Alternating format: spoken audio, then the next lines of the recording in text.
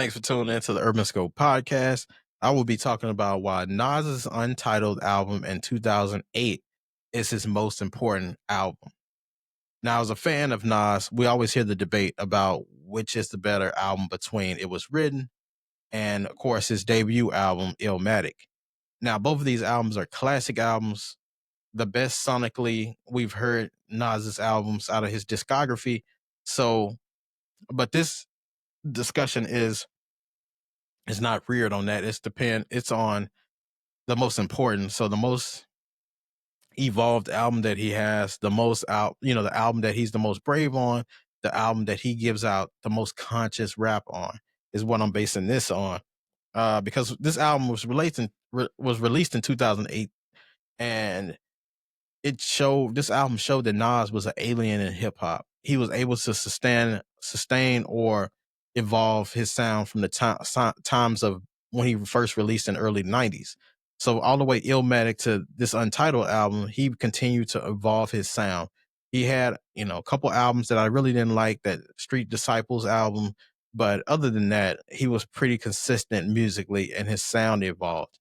He wasn't still rapping about the same things. He became more involved. In this album, he became more political, or he became more conscious of the things that were surrounding the country at this time.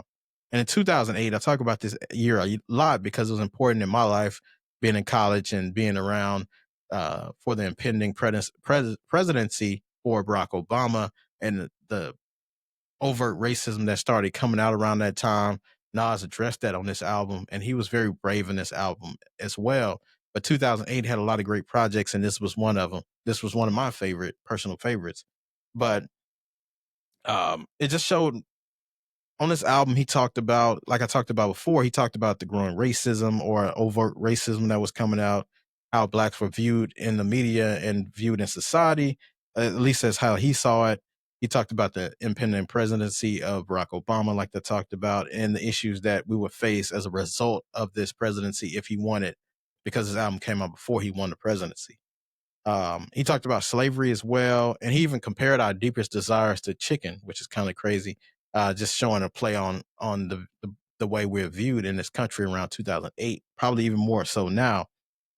But he was just in a different mindset on this album, and he was in a different stratosphere. So most people don't really relate to this album or talk about this album as much, but it's my favorite project just because of the lyricism as well that was on this album, and I'll talk about that in a little bit. But America was my favorite track on this album, and one of my favorite Nas's songs of all time. Like it's the production, the lyricism, the content, all of that, the tone.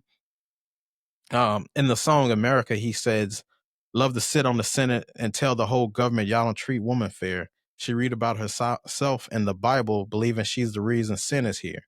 And a lot of people address that in popular culture, and talking about how women are treated and how women are viewed just askew from the people that are writing it.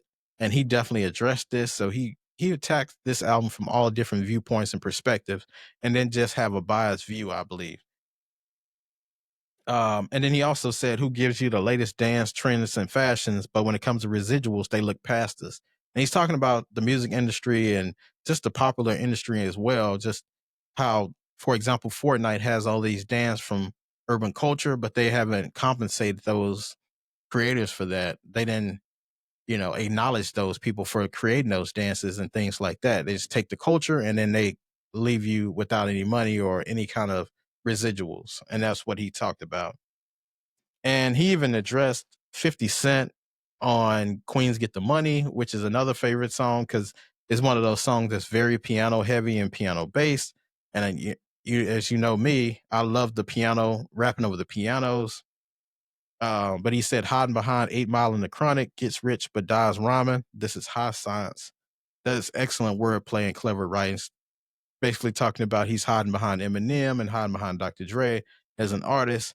And then he had made a play on his Get Rich or Die Trying album by saying he gets rich but dies rhyming. Excellent wordplay from Nas, especially in 2008. He had been out for about 20 years, plus years at that point, and he's still going today and releasing music today. So he has a passion for this music thing. And this album definitely accentuated that. And not many can compete with Nas lyrically. And he's definitely my favorite for it. Speaking of wordplay, he had a song called Sly Fox when he's making a diss towards Fox News Network, one of the most biased networks towards minorities in world history or in United States history for sure. So it was an excellent song. Hero with Carrie Hilson, which Carrie Hilson was on fire around that time. An amazing song that was one of the commercial hits that were released as a single. We're Not Alone with Michael. I wonder where Michael is now because I never got a chance to look into his discography or see more music, but he had a perfect voice for this song, talking about, more of those racist type things and more of those social issues that minorities, specifically blacks, face, especially around that time. So it was very pivotal album for it, especially the time. So this album would only work around this time or around times like this. So that 2008 era, it was very special, especially what we were going through and how minorities were feeling at the time. But this is his most evolved and introspective album that I think that he's put out. So I love this album and I feel like it's his most important album. So if you definitely haven't heard this album, definitely tune into it. I'll be probably listening to it today. It's one of those albums that you can always go through and it's timeless music, despite if it was made for an era, but it's still timeless music that you can relate to today. So as always, until next time, I'll see you next time.